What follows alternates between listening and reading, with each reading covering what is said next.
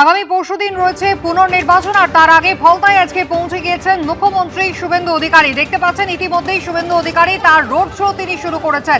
আমাদের দুই প্রতিনিধি আমাদের সঙ্গে রয়েছেন উজ্জ্বল মুখোপাধ্যায় এবং সন্দীপ সরকার। আমি প্রথমেই উজ্জ্বলের কাছে চলে যাব। উজ্জ্বল, বিজেপি প্রার্থী দেবাংশু পণ্ডা তার সমর্থনে এর আগের দিন আমরা দেখেছি যে সমাবেশ করেছিলেন শুভেন্দু অধিকারী, আর আজ একেবারে রোড শো। কতদূর করবেন এই রোড শো?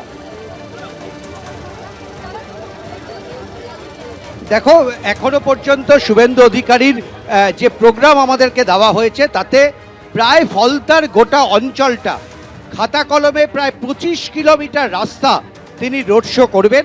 এইভাবেই তিনি কিন্তু যাবেন এবং রাস্তার দুধারে প্রচুর সাধারণ মানুষ, বিজেপির কর্মী সমর্থকরা দাঁড়িয়ে রয়েছেন। প্রার্থীকে সঙ্গে নিয়ে শুভেন্দু অধিকারী এই ফলতার এই অঞ্চলগুলো দিয়ে যাবেন, যেগুলো কিন্তু নির্বাচন কমিশনের খাতায় উপদ্রুত অঞ্চল বলে চিহ্নিত।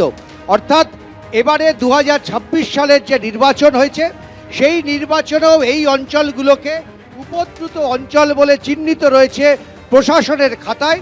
এবং মূলত আজকে শুভেন্দু অধিকারী সেই অঞ্চল দিয়েই তার রোড শো করছেন, যে অঞ্চলগুলোতে অতীতে বারবার নানা ধরনের গণ্ডগোলের অভিযোগ উঠেছে।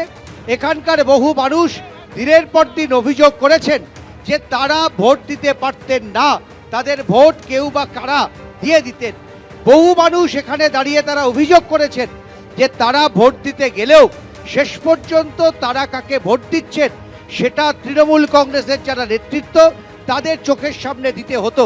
ফলে সব মিলে মূলত এই অঞ্চলটাকেই তিনি বেছে নিয়েছেন তার রোড শোর জন্য। 25 কিলোমিটার দীর্ঘ রাস্তা এবং মনে করা হচ্ছে যে প্রায় 2 থেকে আড়াই ঘন্টা সময় লাগবে এই গোটা রাস্তাটা যেতে।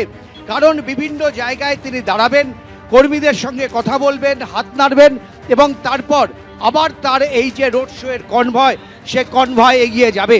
ফলে সব মিলে এই মুহূর্তে কিন্তু বিজেপির প্রার্থীকে নিয়ে শুভেন্দু অধিকারীর এই কনভয়, যে রোড শো আমরা দেখতে পাচ্ছি একদম গ্রাম বাংলার মধ্যে দিয়ে তার কনভয় এগিয়ে যাচ্ছেন এবং প্রায় 25 কিলোমিটার রাস্তা যাবেন।